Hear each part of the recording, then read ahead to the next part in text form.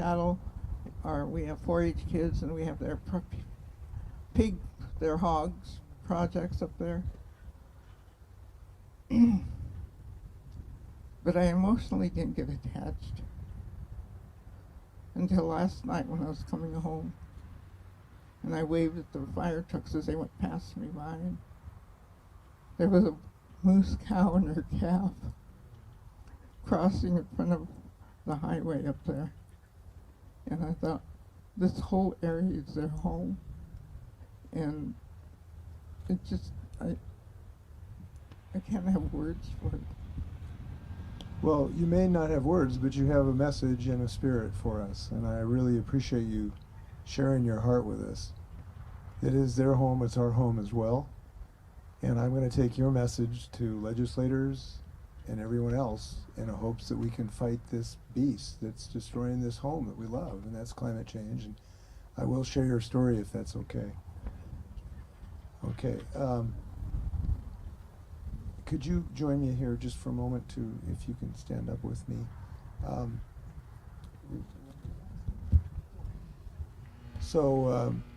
Every day as governor, if I meet somebody who's really inspirational, I can designate them as the Washingtonian of the day. That's the most inspirational person that I meet anywhere in the state that day. And when I do it, I usually take off a pin, but I forgot my pin this morning. But today I have an Army National Guard coin that represents the best of the state of Washington. So today I'm designating Ms. Wilder as the Washingtonian of the day, and for your eloquence and your love for the state of Washington, you are the Washingtonian of the day. Congratulations. Thank you. Thank you so much. Hello. Hi. My name's Tina Drywater. Hi.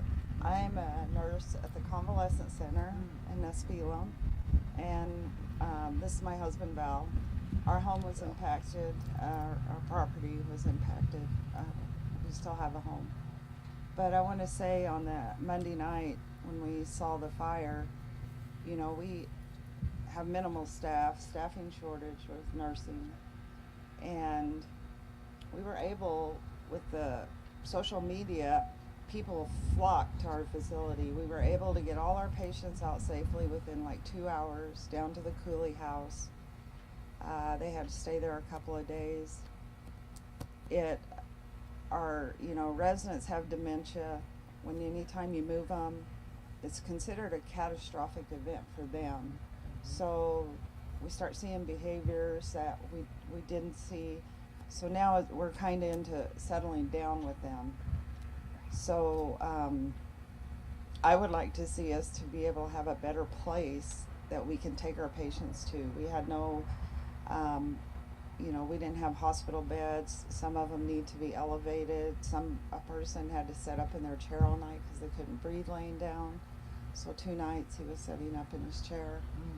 So I appreciate you coming and listening to us, but we really need help here. We've lost a lot. We've lost a lot of land. We've lost a lot of timber.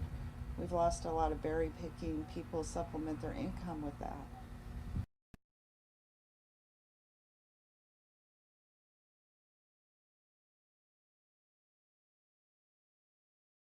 I appreciate that. I'm going to make sure that message is delivered. We do understand, as I said, it's multiple things. It's just not one thing. You've lost maybe half your timber base of the nation, which is an incredible asset. It might be $600 million lost just in the timber. You need roads that need repairing. We need a transportation bill from the legislature so we can fix this ferry and build more ferries for Puget Sound as well. So it's many things, and as I've said, you're getting hit from all sides, and that's why the state needs to embrace you. I'll do everything I can to make sure that we do. And I'm glad you're safe, and congratulations, keep everybody safe. That was incredible what you did. Yeah. For those very fragile people, to care for them, please thank your colleagues for what they did. And a lot of community members showed up for us. And well, thank you. That was a blessing. An act of love. Yes, it was. Keep it up. Yeah, thank you. Nice so to meet much. you. Yeah. I think the Finleys wanted to say something before we leave. Did you want to say something? Should I read my statement? If it's kind of... It's not that long. Steve. Yeah, we'll get to Steve in a second. We want to make sure Steve can say something, so maybe you can abbreviate. Sure. Yeah. All right, I'm Luann Finley. This is my husband Chuck. We're cattle ranchers on the other side of the reservation. We live on the east side by Nespelem Creek, probably about 6 miles north of Lake Roosevelt. And we experienced the 2 recent fires prior to this year. August 3rd, 2016, the Chuweah fire, and September 8th of 2020, the Chuweah Fields fire. Both fires will have a lasting effect. The Chuweah fire impacted us much less than last year's fire. In it, we lost 200 acres of pasture timber and our fences burnt. We lost 26 round hay bales to the fire and 1 barn that he reminded me of. And program help did help us a little bit with fence then, but the fire of 2020 not only impacted the loss of pasture, timber, and fence, but we contributed financially to fighting the fire with our own equipment, tractors, dozer, homemade pumpers, water pumps, vehicles, and we donated all our farm fuel stored at our place to everyone that was helping us. Our friends and neighbors volunteered their equipment and time. Our family members left their jobs and came home to fight fire and lost income. Without the community immediately fighting fire with all we had, it would all have been lost. We didn't consider evacuation at all with either fire, so it was just us. Resources were already consumed by the other fires at that time, and we didn't receive any available resources until later on in the week. We were thankful for all that we did, and air support came to our salvation later in the week, or we still would have lost everything. Electricity was out for 8+ days, and our community helped us with food and water to take care of all our help. We saved our buildings and livestock. Our cattle escaped 2 fires, 1 on each end of the range unit. Part of the herd was in the Fry fire. At the same time, the others were in the Chuweah Fields fire. We couldn't wait for program help because we had no place to put them to bring them home, so we started purchasing supplies and fencing right away. We purchased feed, supplements, fence materials, and refueled all our fuel tanks and made equipment repairs, all out of financial loss. Late fall, we purchased grass seed and seeded the dozer trails and scars left through the place. The timber hasn't been salvaged other than a few trees cleaned up by hand, and there are problems associated with having a fire. Trees burned out of the creek bottoms no longer provide shade for the water, and trees burned off the ridges and side hills no longer hold back snowpack. The area is exposed to erosions and weed infestations, and 2021 has brought extreme temperatures and drought, interrupting the recovery from the fires and created more uncertainty, causing more crop and pasture loss and financial insecurity. And we're fortunate to have our home and our livestock. Others in our community and across our reservation have suffered much greater losses. Some have experienced near complete loss, and we continue to help one another. It is not without financial difficulty, and I'm sure that this is being a victim of climate change to some sort, but we don't know where we will go from here with the drought. We can't really recover from the past fires at this point in time, and we don't know what our future does hold. So Well, thank you for showing. and I'll cut that off Thank right you for there. showing courage. These Sure. are difficult years you've had, Yeah. and as I've indicated, you may have had the most difficult ones of any part of the state in the last several years. I can tell you, as I've indicated, we're trying to do everything we can to get assistance programs, and I'm glad someone from agriculture has spoken, because the agriculture industry is one of the hardest hit by climate change, from drought, obviously, and everything else. So we're going to do everything we can. We'll keep pitching. We will fight climate change. We want to keep our farms and our fields fertile. This is the most beautiful agricultural land in the world today, and we want to keep it that way. So I will be thinking of you when we're fighting this climate bill. And good luck to you. Thanks for being Finley, and thanks for being here for so many decades. One gentleman wanted to say something briefly here before we wrap up. Tilgast is to continue Stephen Weinkoop, and I'm the guy who lost his home just a couple miles away from here. Is that up on Agency Road, just below that? Joe Moses, just right back here. Got it. Yeah. It was pretty wild, and been there for 20 years now. You know, I lived there most of my life, or half my life, I should say now. And yeah, it was just wild, and at the same time, I'm very happy for my community, my tribe being the way they are. They really stepped up and helped out the best way they can, you know. And I'm also thankful that you showed up like you did to come help us out like you are. That's bring the attention that we need, stuff like that. So I'm not. Thank you. Thank you for speaking up. And I know you're going to be in everybody's hearts and arms too in the upcoming months. This community is very close to me. Former Chairman Costin, Jim Boyd, your current chair. I've seen a lot of leadership and courage in this community, and it's one of the ones that's more isolated, right? This isn't downtown Seattle. You need people to stand with you in these difficult times. So I'm glad we were able to get some aerial assets to attack last week that the chairman says did save a few houses. I'm sorry we could not save yours, but we will be thinking of you. Take care of yourself. Yeah. I want to thank the chairman for his leadership too. He has been very stressed as a leader the last week, and he seems very calm and collected, which we appreciate, and we appreciate his partnership. Mr. Chair, thank you for having me here. Yeah, on behalf of all of the homes that did get saved, and you coming here and speaking with our people means a lot to us. And we're gonna giving you this blanket. Oh my gosh, this is beautiful. I can't wait till it gets cold now. We'll have to pray for some cooler weather. But yes, that's what we with or without the blanket, we want cooler weather. Thank you, Mr. Chair. This is an honor to join you. We'll be with you in the days to come. Thank you. I really appreciate it. Please be safe. Please get vaccinated too. You have a great vaccination effort here happening. You're saving a lot of lives. I hope you keep it up. Thanks, Mr. Chair. Thank you. Nespelem. Thank you. Trudy, I think you could enjoy this. It's a work of art. Thank you. Go in peace. Be well. Okay. All right, we're going to do a couple questions here, Governor. Just one second. Let me write it down.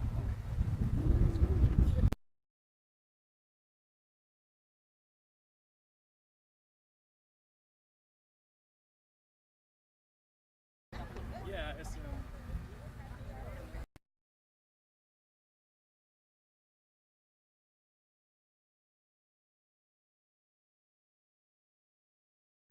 Oh, yeah.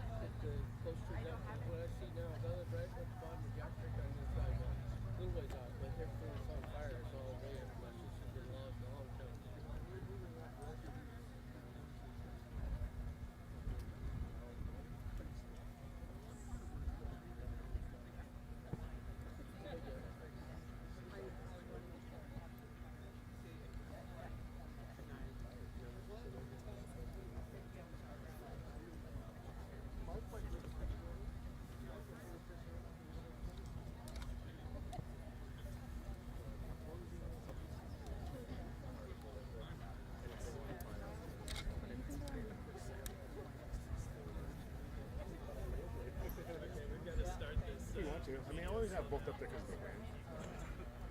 But yeah, we can still use both. Yeah, or the wind will blow it out.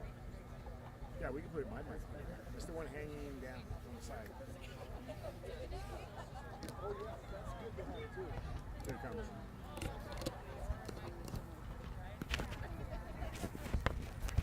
Oh my. Is this too tall for you, Governor? Maybe a little. This right here. I can scooch it. Just a scotch. Oh, who tightened this up? There we go. Yep. And then. It was you. How's that? That'll work. Lovely. Lovely. Lovely. Yeah.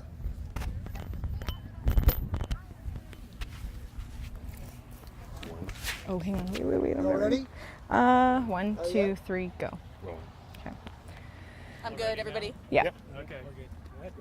Well, what we've seen today is great heartache, great loss, great courage, all at the same time here in the Colville Nation in Nespelem. Well, we've seen people who've lost their homes.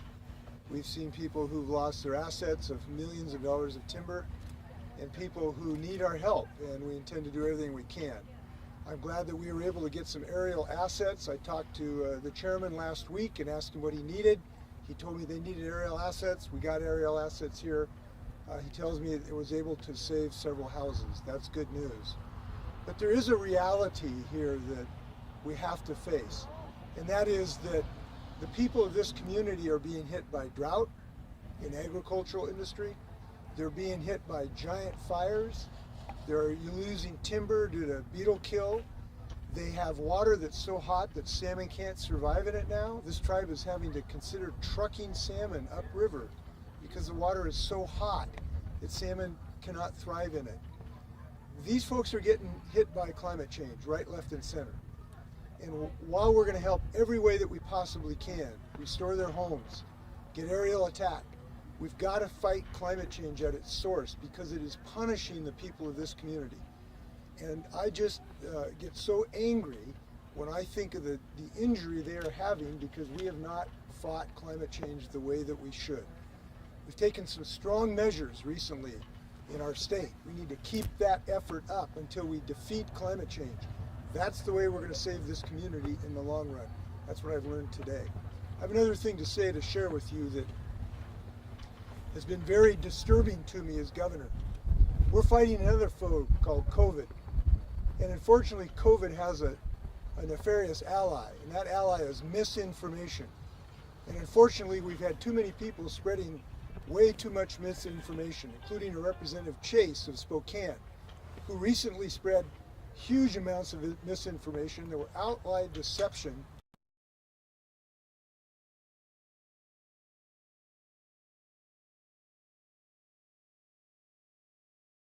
In a war against COVID. And the things that he said are inaccurate. This vaccine has been tested with hundreds of millions of people. This vaccine has been authorized. This vaccine was not started by some nefarious international plot or Bill Gates. This is a vaccine that is safe, it is effective, and I urge everyone, if you have questions about it, don't listen to Representative Chase. Listen to a physician, listen to a nurse, and they will tell you that this is a safe and effective vaccine. Today in the state of Washington, over 99% of all the people who are in our hospitals who can't breathe are people who have one thing in common. They weren't vaccinated. So I urge people to save their life. Listen to Republicans, Mitch McConnell, J.T. Wilcox, the minority leader in our House of Representatives. These Republicans are urging people to get vaccinated. This is a bipartisan effort. This vaccine saves Democrats, Republicans, and independents and everything else. So I hope that people will stop being a friend to COVID, spreading this misinformation like Representative Chase did. That is unacceptable in the state of Washington. It has got to stop. We're in a war to save people's lives. Go ahead. Questions? Back to the tune of wildfire season, DNR announced yesterday that its public access to lands will close Friday morning. Just want to hear your thoughts on that. Well, it's most unfortunate because our families love these lands to recreate, to connect with our children, our grandchildren. And it's heartrending to have to close them. But I think given the extreme fire risk that we have, and when I talk to the firefighters, they basically said they've never seen anything like this. This is a unique condition of how dry these forests are. So we've never had more explosive forests, particularly early in the year. What they've told me is what we're seeing now you only see usually till late August. So when you have a potential explosive fire, I think it's a reasonable decision. It's a difficult one, knowing what these lands mean to our people. But again, it comes back to how important it is for us to stop these droughts, to stop this hard weather, and that means to stop climate change. Whether you can go fishing or not is going to depend whether or not we defeat climate change or not. And that's why everyone needs to pull on the rope to stop this beast. And Governor, you've obviously been an advocate for the vaccine, continuing to get vaccinated. What is your response to WSU football coach Rolovich announcing that he's not going to get vaccinated? Well, I haven't heard that, but my response would be I would encourage him to talk to his physician, because I'm sure that physician will tell him this. Number one, the vaccine is extremely effective, maybe in the 99%. It works big time. It stops COVID cold. Number two, his doctor will tell him that it's safe. It's now been tested on hundreds of millions of people. And if we want to have a good coach for the Apple Cup, we want to keep him healthy. So there's no reason in the world not to get this vaccine. Now, has he been suffering due to misinformation coming from Representative Chase and others? I don't know. But maybe we'll give him a call and find out. We need everybody vaccinated who can be healthy if we're going to get on top of COVID. Beating climate change isn't going to happen overnight. What are some of the short-term goals for Nespelem? Because they need help now. By the way, I want to stop you for a minute. I want to say another thing too. Anybody in a leadership position in the state of Washington, I believe, has an obligation to lead and use their leadership position to save lives. Governors, senators, football coaches, help lead the effort to defeat COVID. I would say that to that coach as well. Yes. Beating climate change isn't going to happen overnight, but Nespelem needs help now. What are some of these short-term goals or solutions to get them the help they need right at this moment? Well, number one, I acted last week and called the chair to see what help he needed. He said we need aerial assets. We need attack planes and helicopters. So we delivered that, I believe, within 24 hours. So that's number one. Number two, we need coordination of all these agencies. I wanted to make sure that our agency is working with the federal government, with the California attack teams, with DNR. The feedback I got is that coordination system is working quite well. Then there's a recovery system. What can we do to get help for people whose homes have burned down? One of the things we're trying to do is to get the federal government to open the door to help for people whose homes burned down in forest fires. And unfortunately, the rules don't allow that in many cases. So people who lost their home in a hurricane can get help. People who lost their home in a forest fire cannot. That doesn't make sense. So we're trying to change the federal rules so we can help more people. Alex Peoples with KHQ. When it comes to federal funding, you just mentioned it. When we're looking at what happened in Malden last year, do you think it's going to get easier for the people here in Nespelem to get that federal funding, or is it going to be just the same? Well, it'll be easier because we have a president who cares about people. We have a president now who doesn't want to punish Malden, unlike the last president. He basically refused to help Malden because he said he didn't like the governor of Washington, which is the most reprehensible abdication of responsibility I've ever heard of. Why should the people of Malden suffer because Donald Trump has a psychological problem? That problem's gone away. So we have a president now who will listen to us. But we do need the rules to change so that in a consistent basis, when there are forest fires, people can get help. That's a problem throughout the western United States, and it's one that we need some regulatory help to fix. I'm sorry, Governor, how does the different presidents make a difference in FEMA funding being allocated to Malden when FEMA has reiterated in several reports and public requests to the media that the determining factor was they didn't see enough damage in the town to justify funding? Don't tell me when the President of the United States said, don't help the state of Washington, doesn't potentially have some impact. I'm sorry, I didn't fall off the back of the rutabaga truck. And when the President of the United States said, don't help Malden, don't tell me that didn't have an impact. Now we got a president who cares, but we do have to change these rules so that FEMA doesn't get hung up on any of these rules. But it's under President Biden's term that FEMA didn't allot that. No, it happened under Trump's term when he made a decision we needed the help. But as I've said now 4 times, We need to change the rules, and that's what we are working on. Okay, anything else? A specific timetable for the Keller Ferry fixes? I have not been briefed on that. I'll try to get some more information for you. I will point out, though, that the Keller Ferry is just one of the ferries we have problems. We have multiple ferries that are down on the west side in Puget Sound. The Wenatchee had a fire. We have huge unmet needs for the maintenance budget in our ferries, and we need additional ferries. Now, to get that, we need the legislature to pass a transportation package. So we are urging the legislature as soon as possible to pass a transportation package that can finance the needed maintenance for these ferries. And then any plans to close state park land, kind of following DNR's closures and DFW's restrictions on land use? I have not been seeing any discussion of that at the moment. But listen, we have to be prepared if this thing gets worse to make tough decisions. Governor Inslee, hi, my name is Shane Moses. I work for the Tribe, Yeah. Colville Tribe's newspaper. How important was it for you just to come out here, see firsthand the damage that was done? Well, you learn something when you come to areas like this. We learned about how important it is to have very rapid prioritization decisions for assets. And so I got some tidbits on how we can improve the system. But it's also to let people know they're not alone. Look, when your town's hit so hard like that and your house is burned down, your neighbor's burned down, your water system isn't working, you got to know you're not alone.